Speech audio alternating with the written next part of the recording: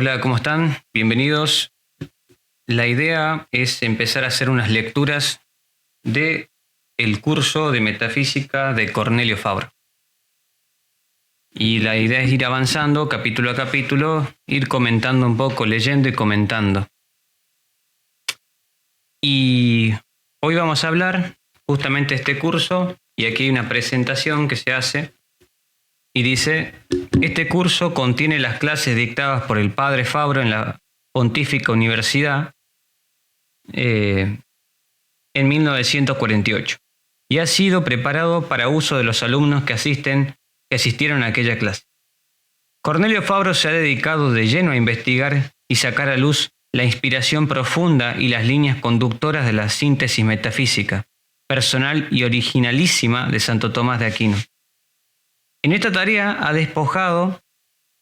desplegado su vigorosa inteligencia y una admirable erudición histórica crítica que abarca desde los antiguos hasta Hegel, Kierkegaard y Heidegger. En este movimiento de renovación del tomismo, la obra del padre Fabro ocupa sin dudas el primer lugar, constituye un verdadero cuerpo doctrinal de interpretación del tomismo y hace ver cómo los valores eternos de éste le permiten satisfacer sobradamente las exigencias auténticas del pensamiento moderno. 3 de sus obras tienen relación directa con el presente curso: la noción metafísica de participación según Santo Tomás, participación y causalidad según Tomás de Aquino, y percepción y pensamiento. La traducción que presentamos ha de ser utilizada para todo aquel que quiere penetrar en la reflexión sobre el ser, introduciéndose la metafísica de Santo Tomás, abriéndose a inmensos panoramas, mucho más allá de los manuales corrientes, digamos, ¿no? Esta traducción ha sido hecha por un grupo de alumnos de filosofía del Seminario Pontificio de Buenos Aires: Héctor Ager, que bien revisó y corrigió finalmente el texto, y Pablo Gazzarri, Antonio Marino y Ricardo Rafán, y Fernando Moreno. Bien. Capítulo primero: naturaleza, objeto y método de la metafísica. Nos consta a todos que la moderna crisis de la filosofía es una crisis de la metafísica, pues la metafísica, como lo demuestra su historia y sus destinos, es la investigación suprema del hombre que tiende a conocer y a la vez poseer el absoluto.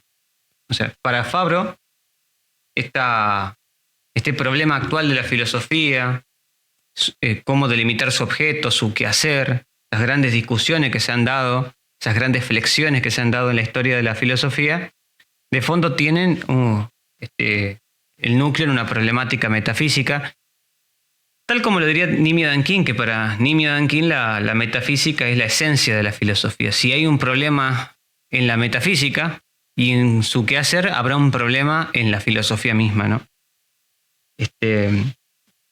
Entonces, la metafísica, como lo demuestra su historia y sus destinos, es la investigación suprema del hombre que tiende a conocer y a la vez poseer el absoluto. Siempre la metafísica ha intentado conocer y poseer, o sea, conocer en tanto que pasivo y poseer en tanto que apropiarse, digamos, ¿no? Como una acción que nace del sujeto que quiere conocer, de poseerlo, de reducirlo a veces al absoluto, que después vamos a ver también qué pasa eso. La filosofía moderna se ha aventurado a sustituir el concepto greco o socrática cristiana del absoluto trascendente por el absoluto inmanente, o de la conciencia, considerada ya sea subjetivamente como en Fichte, ya sea objetivamente en la naturaleza y en la historia como Schelling y Hegel, y así debilitó profundamente esta metafísica de la conciencia. Pero los nuevos filósofos existencialistas o marxistas no intentan volver a la antigua sabiduría greco-cristiana, sino que se proponen reemplazar toda concepción metafísica, es decir, la doctrina de un absoluto en sí y por sí, por una concepción meramente problemática o dialéctica de la realidad. Y así no hay que maravillarse de que los defensores de la filosofía contemporánea, especialmente marxistas y existencialistas de izquierda, carezcan de una norma firme de verdad, sino que existe si no existe un constitutivo intrínseco y estable de la realidad. Claro, no podemos esperar que los marxistas y los existencialistas tengan de alguna manera un posicionamiento firme con respecto a la verdad porque ellos mismos carecen de un constitutivo intrínseco y estable de la realidad. Como en la perspectiva marxista y en la perspectiva existencialista, todo deviene conforme a veces a la elección, conforme a veces a la situación en la que se va construyendo cada época, cada situación, cada momento. La dialéctica nunca está quieta, siempre está en movimiento. Ya sea de la dialéctica de la libertad, conforme a lo determinado, o la dialéctica histórica misma. Y eso porque ya se ha rechazado de alguna manera el absoluto trascendente. O sea, lo que pasa es que el absoluto trascendente se vuelve inmanente. En la modernidad se llama giro a la inmanencia. Se absolutiza como conciencia en Hegel, en cierta manera, y naturaleza. Y luego se invierte como materia en Marx. Y luego se fragmenta radicalmente en los existenciales, digamos, ¿no? En los particulares, que sería el existencialismo. Luego sigue Fabro. Por eso los filósofos de nuestro tiempo, que se mueven con preferencias fuera de la cultura cristiana, desesperados de alcanzar el absoluto, se refugian en la dialéctica de la acción, ¿no? Los marxistas aplican esta dialéctica a la evolución social de la humanidad, hacia la constitución de la sociedad proletaria. Esta dialéctica es doble: dialéctica de la naturaleza en una evolución que llega hasta el hombre, y dialéctica del hombre que paulatinamente, mediante la lucha de clases, debe procurar la llegada del socialismo. Los existencialistas, por el contrario, aplican la dialéctica de la libertad individual, puesto que para ellos la realidad es primera y absolutamente libertad y elección individual. Hablamos de libertad como posibilidad radical. Único artífice de su destino, o sea, la libertad. Como la dialéctica consiste en un proceso indefinido de contrarios, tanto el marxismo como el existencialismo tachan de contradictorio al absoluto y tornan imposible cualquier metafísica realista o idealista.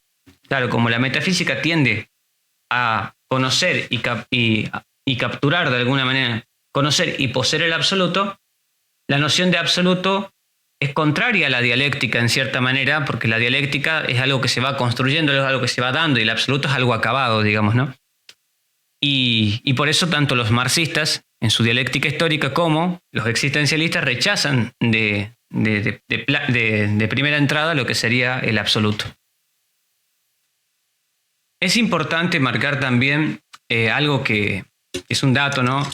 Que Sartre, desde su posicionamiento de la libertad como posibilidad radical, existencia antecede a esencia, dado que la esencia es algo que nos damos nosotros a través del acto libre y la construcción justamente de la identidad. Cuando hace su flexión al marxismo, ya no vamos a darnos cuenta que, bueno, sabemos que en el marxismo existe la planificación y en el liberalismo existe el orden espontáneo. Sabemos que en el liberalismo estaría más en consonancia con lo que sería el existencialismo o la visión de la libertad radical del individuo. Entonces, eso lleva posteriormente a Sartre a decir que el hombre es libre, pero no es tan libre, ¿no? O sea, su flexión al marxismo debilitó la fuerza radical de la libertad del hombre, porque sería incompatible, o sea, seguir sosteniendo la libertad como radical, absoluta, mientras se sostiene el marxismo que en él hay planificación, ciertas determinaciones, ¿no? En cambio, para Sartre, el primer Sartre, nada puede determinar al hombre, sino que el hombre determina todo. Sin embargo, Fabro remarca aquí, siguiendo, por el contrario, los filósofos de la otra corriente del existencialismo, es decir, la teísta, como Kierkegaard, como también la escuela fenomenológica de Max Scheler, la de Peter Gust, trabajaron por la resurrección de la metafísica y no desdeñaron reivindicar y favorecer el realismo aristotélico, ¿no? Nosotros esperamos ocupar el lugar junto a ellos, pues tratamos de escrutar la verdad y el absoluto subsistente, ¿no? Queremos escrutar, también queremos conocerlo y queremos poseerlo en cierta manera, si se puede poseer en algún sentido, ¿no? de la palabra. Bueno, nombre y carácter general de la metafísica. El nombre metafísica, metatáfísica, viene de Andrónico de Rodas. gramático del siglo I a.C. Este, al ordenar los escritos aún inéditos de Aristóteles, designó con aquel término a los 14 libros que con diversos estilos y forma trataban sobre los principios supremos de las cosas y sobre el conocimiento, porque seguían a los libros correspondientes a la física. De allí el nombre pasó a la tradición para significar el objeto mismo de esta disciplina. O sea, técnicamente, algunos discuten ahí si el término metafísica fue casual o Andrónico de Rodas, que tenía amplio conocimiento de Aristóteles, lo puso justamente por una razón más allá de que viniese después de los libros de la física, pero metafísica es más allá de la física, después de la física, si se quiere también. De ahí que Aristóteles no utiliza la palabra como tal, porque Aristóteles en el libro cuarto va a definir la disciplina, va a decir, ¿no? Estine epistemetis theoreito neon kaituto hiperconta catauto, que sería la ciencia que estudia el ente en tanto ente y las propiedades que le corresponden, ¿no? O sea, el todo neón. Ese es el objeto que después lo va a desarrollar Fabro. Y lo interesante de esto es que por esa elección del nombre hoy tenemos muchos problemas a la hora de hacer referencia a la metafísica, porque la metafísica pareciese aludir a algo esotérico, ¿no? Es un problema muy común, que cuando se habla de metafísica se piensa en mística, se piensa en algo esotérico, que es algo totalmente alejado a lo que plantea en realidad Aristóteles, que es filosofía primera y eso. Bien.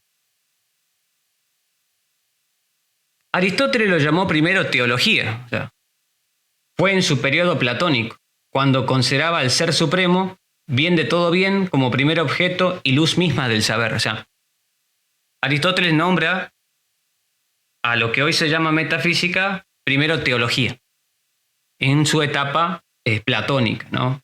Siguiendo todavía a su maestro. Después, en su periodo de madurez, consciente de su propia orientación, prefirió filosofía proté, ¿no? Filosofía proté, o sea, filosofía primera. Lo llamó primera en el sentido de fundamento y por su dignidad, dice, ¿no? El nombre de ontología es más reciente. Estamos hablando del siglo XVII. Y procede de la escuela wolfiana. Pero parece mejor abstenerse de usarlo para evitar la acusación de apriorismo. Claro, después vamos a desarrollar por qué la ontología es ilegítima en realidad. Y que en realidad la ontología trata de determinaciones que uno elige con la voluntad para construir sobre ellas. Que hizo un video, ¿no? de que los ateos no saben hacer metafísica, y bueno, ahí salto con un tema, ¿no? Si no recuerdo mal, es Jacob Thomasius quien empieza a utilizar el término y lo populariza Wolff, ¿no? Que en última instancia es la elección arbitraria de alguna categoría de determinación para construir sobre ella. De ahí que algunos partan por la sustancia, otros parten por el accidente, otros parten por la forma, y así, ¿no? Algunos parten por el cogito. Entonces se diversifica el objeto por el cual partir a examinar la realidad. Ferrat Mora, si no recuerdo mal, o no sé si es Ferrat Mora u otro autor en diccionario de filosofía, también le suelen llamar a la metafísica como la ciencia de las causas primeras y más fundamentales, ¿no? Que tiene por objeto propio el objeto común a todas las demás y por principio propio el principio de validación de todas las otras. Siguiendo a esto, dice Fabro, los defensores de este método y también algunos neotomistas pusieron primero la metafísica general u ontología y después de esta con aplicaciones a lo concreto, o sea, la metafísica especial que abarca el estudio de los cuerpos, o sea, cosmología, y de los vivientes, psicología. Pero este método no responde al proceso del conocimiento humano, que se dirige primero a lo sensible y al final, con gran dificultad y trabajo, a lo más abstracto. Y además denota una cierta concepción a priorística de la realidad física, como si derivase de los principios metafísicos que se suponen recibidos intuitivamente y absolutamente válidos por sí mismos en esa intuición, sin que tengan o digan relación alguna con la experiencia, o sea, como se resuelve anteriormente ya en la conciencia, digamos. ¿Cómo puede hacerse la aplicación de estos principios a la experiencia si el intelecto humano los conoció independientemente de ella? Ojo, ahí se está preambulando la crítica kantiana. Por eso Kant se lanzó contra Wolff y mostró la imposibilidad de la metafísica, y lo mismo Hegel. O sea, la noción de ente que hereda Kant es, como lo dijimos en un video pasado, una noción de ente como esencia real, lo que tiene aptitud para existir, lo no contradictorio también en términos wolffianos. Entonces, como el ente, que es esencia, la esencia es abstraída, se da en la razón, no puede estar dada en la sensibilidad. De ahí que Roger Bernard, Jacques Maritain o el propio Husserl, ¿no? Edmund Husserl va a hablar de una intuición eidética para, de alguna manera, escapar de Kant, aunque Husserl sabemos cómo terminó, ¿no? Todos los discípulos de Husserl se fueron porque terminó encerrándose en la conciencia y en el sujeto trascendental kantiano.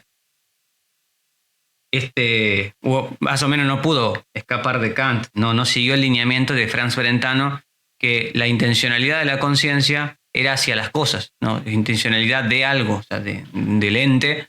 Y en cambio en Husserl la intencionalidad de la conciencia recae sobre sus propios objetos de la conciencia nomás únicamente. O sea, uno es hacia adentro y el otro es hacia afuera. Y hay que recordar que el concepto de intencionalidad es un concepto que es reactivado por Brentano, pero ya estaba en los escolásticos. Bueno, nos dice Fabro, nosotros con la ayuda de Dios volvemos al método aristotélico tomista, entre comillas, adaptándolo a las condiciones de los tiempos.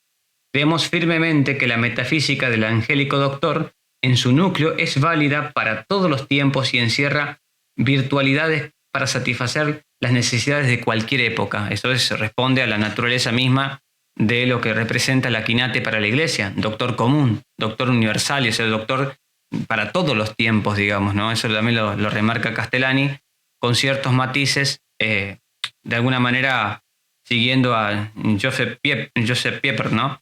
O sea, de que hay que tener a Tomás como un esquema básico y después hay que atacar los problemas con la propia cabeza, pero siempre desde un suelo, digamos, ¿no? Y Tomás, para Castellani y para Pieper, es ese suelo, digamos, ¿no?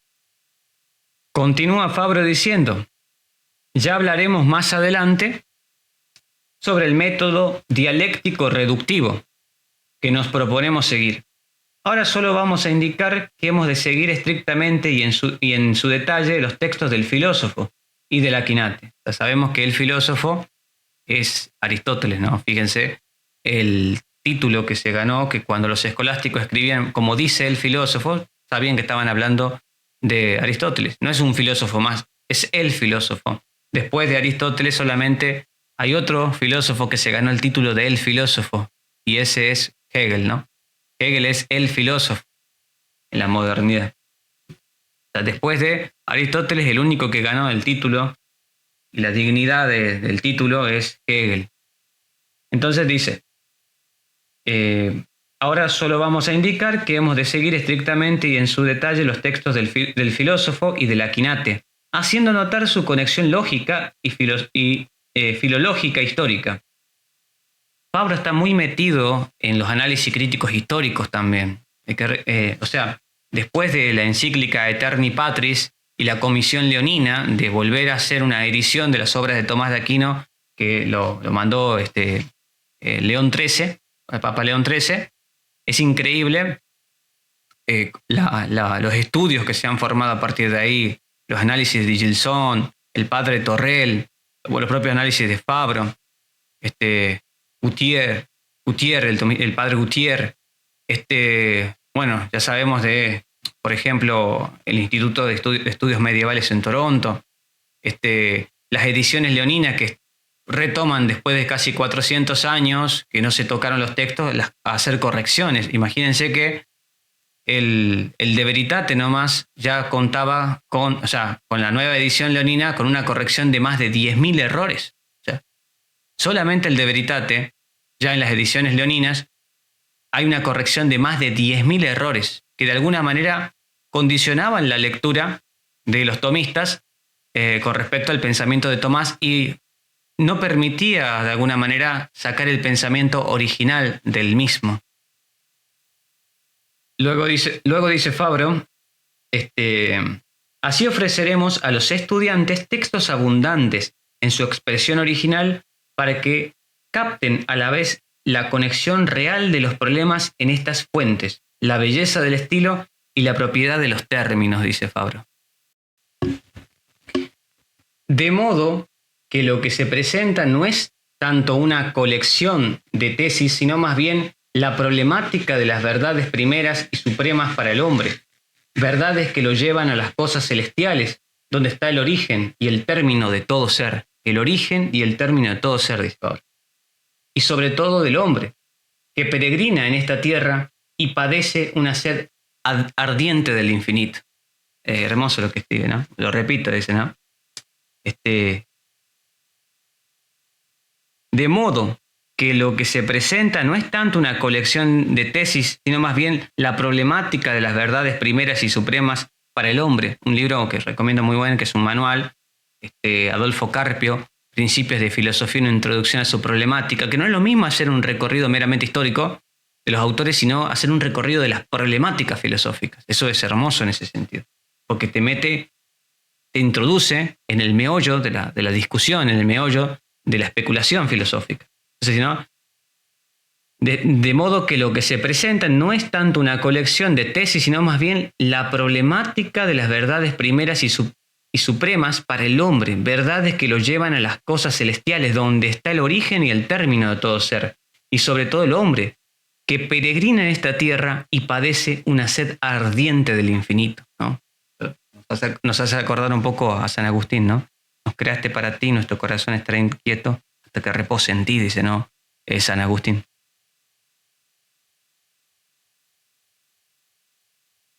Luego Fabro lo que va a hacer es hacer un pequeño resumen de alguna manera las condiciones de acercarte al filosofar. De alguna manera se dice que debemos estudiar primero la física antes que la metafísica, pero hay que entender bien que la física, en el sentido tomista, en el sentido aristotélico, es en realidad lo que se conoce como filosofía de la naturaleza, ¿no? En cierta medida es importante entender los principios de la naturaleza para luego arribar en cierta manera a la metafísica.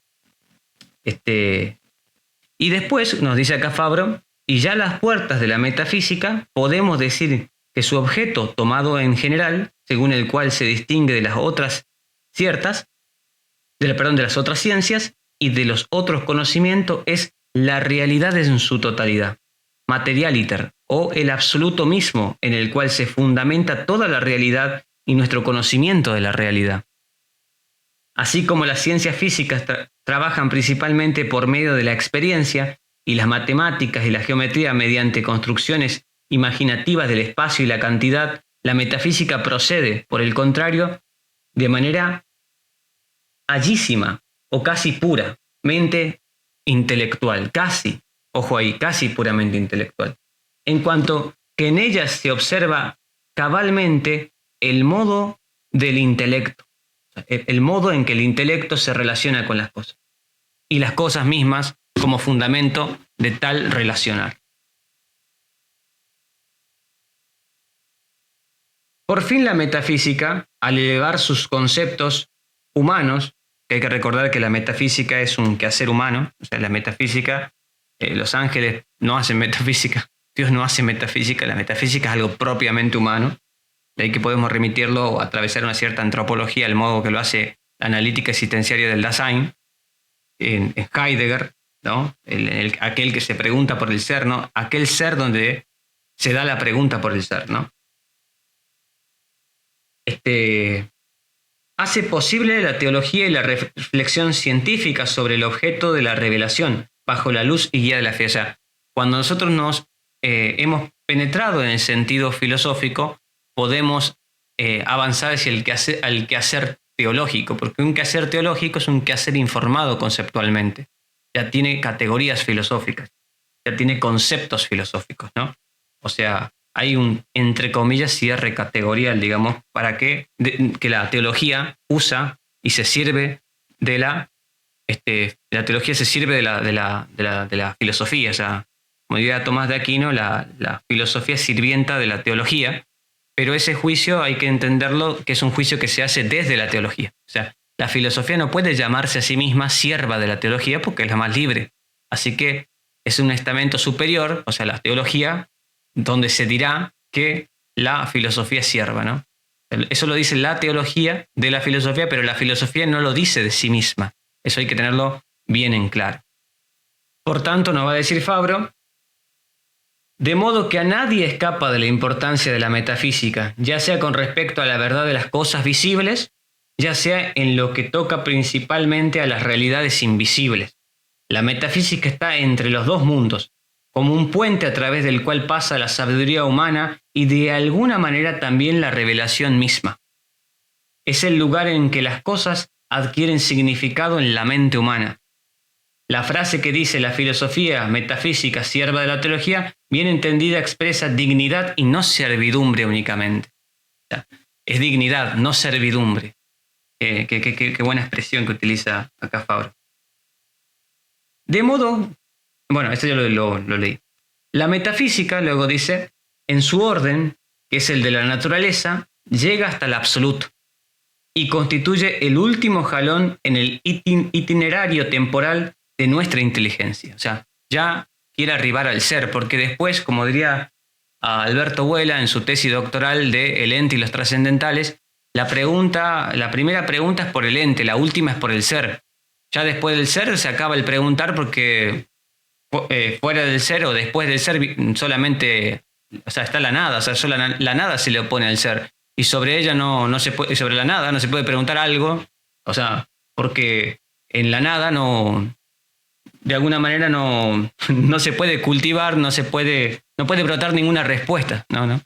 O sea, en ese sentido, la primera pregunta es por el ente, la última por el ser, y después del ser se acaba el preguntar porque de la nada no se puede ni decir, ni predicar, ni preguntar, y ninguna respuesta puede florecer en la nada, ¿no? En el no ser. Por eso hay que entender que el ser es una conquista en el ámbito de la metafísica. No es, por decirlo así, no se postula el ser, no es que vamos de la causa hacia el efecto como lo hace o como lo marca Spinoza, que dice que hay que explicar el efecto por la causa. No, nuestro proceder no es así, el proceder de la metafísica no es de esa manera. Luego continúa Fabro. Pero, supuesta la revelación, le corresponde en primer lugar conocer la existencia y trascendencia de la revelación y luego proporcionarle términos adecuados. O sea, es la filosofía, es la metafísica, la quien le da a la teología términos adecuados para ella poder trabajar, para poder hacer su actividad, digamos, ¿no? Términos como sustancia, persona, naturaleza, accidente, etcétera, ¿no? Que en cuanto lo permite la limitación humana, sean capaces de expresar la trascendencia del objeto de la revelación. En cuanto le sea posible, trate de alguna manera que cuando le done también se pueda atisbar una cierta trascendencia en cada concepto.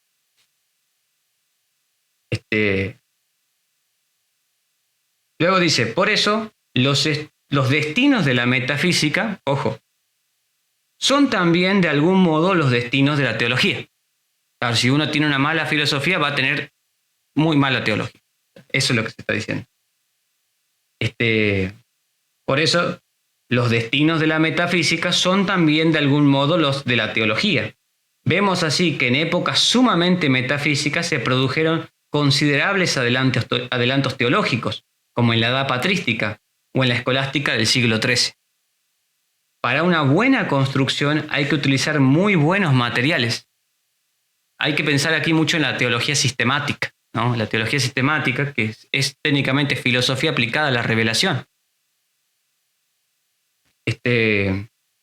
Para una buena construcción hay que utilizar muy buenos materiales, puesto que el teólogo, o sea, el doctor de la verdad, acá dice Catholicae Veritatis Doctor, ¿ya? Parte desde el punto en que se detiene el metafísico. Esto es increíble, ¿no? O sea, el teólogo va a partir donde se detuvo el metafísico, o sea, desde la conclusión del metafísico. porque se va a servir de las categorías, se va a servir de las nociones y conceptos conquistados, o sea, de los objetos conquistados por el reflexionar filosófico. Como dijimos anteriormente, necesitamos buenos materiales, necesitamos buenos conceptos, que de alguna manera ya estén vinculados a nuestra experiencia y la realidad. Entonces dice, ¿no? Puesto que el teólogo parte desde el punto en que se detiene el metafísico. El que no sabe metafísica, presten atención a esto, el que no sabe metafísica jamás podrá ser llamado verdadero teólogo. ¿Cómo no va a errar al internarse dentro el que ya se equivoca en la entrada? Por eso, viendo que los estudiantes de teología se embrollan en sus estudios porque ignoran la metafísica, con la ayuda de Dios y según lo permita la materia, trataremos de explicar brevemente lo que se refiere a las cuestiones metafísicas, de acuerdo al orden que utilizó el glorioso doctor Santo Tomás de Aquino en su exposición del texto del filósofo. Qué interesante, ¿no? O sea, está diciendo que aquel que es un mal teólogo es porque previamente fue un mal filósofo. O sea, porque las categorías, hay un mal uso de los términos, hay un mal uso de concepciones y contenido filosófico que cuando se intenta hacer una teología sistemática se aplican mal porque ya están mal comprendidos, porque su desarrollo del ente al ser, del fenómeno al fundamento y todas esas categorías y nociones metafísicas que se van ganando, como conquistando a través del método que después lo vamos a dar también, que habla aquí de un método dialéctico reductivo, después se dice método resolutivo, analógico resolutivo. O sea, hay muchas maneras de llamarle justamente a la resolutio, digamos, ¿no? Que la analogía es una de las herramientas fundamentales para hacer metafísica. Y en eso están de acuerdo todos los tomistas. Bien. Entonces, nuevamente, voy a remarcar esto porque es hermoso para tenerlo en cuenta. El que no sabe metafísica jamás podrá ser llamado verdadero teólogo. ¿Cómo no va a errar al internarse dentro el que ya se equivoca en la entrada? Fíjense las formas teológicas que se dan en la modernidad, en el lado del lado teológico, no casi protestante, si podía haber unos lados protestantes bastante pules, digamos, que no tiene que están bastante mal, pero en el ámbito, digamos, de Hegel, la teología hegeliana, las formas de teología, entre comillas, de Spinoza, si bien son bastante interesantes, ciertamente tienen flexiones internas impropias que posibilitaron esa forma de especulación, digamos, ¿no? Y esto se ve justamente por la comprensión de la historia de la filosofía, de la mirada de Suárez para atrás también. Así que, al menos esto es lo que quiere hacer Cornelio Fabro, ¿no? Esto es, de alguna manera, el capítulo 1, lo que sería el capítulo 1, naturaleza, objeto y método de la metafísica. Es como una manera de introducción. Lo que va a hacer Fabro posteriormente es una breve historia de la metafísica. Y eso lo vamos a dejar para una segunda parte. ¿Ya? Después vamos a hacer un análisis, vamos a ir leyendo a Fabro con respecto a su breve historia de la metafísica. Hace un recorrido Fabro que es muy interesante y nos vamos a poder detener en partes para poder analizarlo, ¿no? Pero bueno, hoy nos llevamos cosas interesantes, ¿no? Primero que la crisis de la filosofía, la crisis actual de la filosofía que ha tenido en los últimos 2 siglos, después de Hegel, cuando empieza a imperar el posicionamiento de Comte, posteriormente el positivismo lógico y el intento de Heidegger, ¿no?, de volver a la pregunta por el ser, significa que en realidad siempre que hay una crisis de la filosofía, hay una crisis, es por una crisis de la metafísica. Sí, una crisis de la metafísica. Porque como dijimos en Niemann King, la metafísica es, y lo afirmamos también nosotros, la metafísica es la esencia de la filosofía. Si la esencia de la filosofía, que es la metafísica, entra en crisis, la filosofía misma entrará en crisis por todas sus direcciones. Entonces, también hemos advertido en ese lineamiento cómo es que el especular filosófico siempre trató de capturar el absoluto y poseerlo. Luego hay una renuncia del mismo, del absoluto trascendente, para luego recaer en la inmanencia, que es conciencia absoluta, naturaleza, que después de alguna manera se invierte como materia y invirtiéndose como materia se particulariza como existencialismo en la posibilidad radical del individuo. Esto que es una forma de filosofía de la acción, digamos, ¿no? Como nombramos en Sartre. Y por último, entender que el metafísico, el teólogo va a partir donde el metafísico termina. Así que si hay alguno que le gusta hacer teología, tiene que aprender metafísica. O sea, tiene que aprender esta hermosa y sublime disciplina de las causas primeras y que tiene por estudio el ente en tanto ente, y que eso también lo va a desarrollar Fabro. Pero es importante tenerlo en cuenta. El que no sabe metafísica jamás podrá ser llamado verdadero teólogo porque va a errar. Porque como la teología, incluso la teología sistemática, está informada por categorías filosóficas, por conceptos filosóficos, por nociones filosóficas, conquistada con el esfuerzo de la razón natural en el plano del ente, que nosotros en teología trabajamos, en metafísica trabajamos con las nociones creador-criatura o criatura-creador, y en teología, en metafísica nosotros trabajamos, al revés era, en metafísica trabajamos con ente y ser, o sea, son las nociones metafísicas, y en teología trabajamos con creador-criatura. Entonces, es importante estas nociones que hemos visto y estamos estudiando de a poquito y comentando, ¿no? Para el próximo video vamos a hacer la breve historia de la metafísica que desarrolla Fabro y vamos a ir comentándola.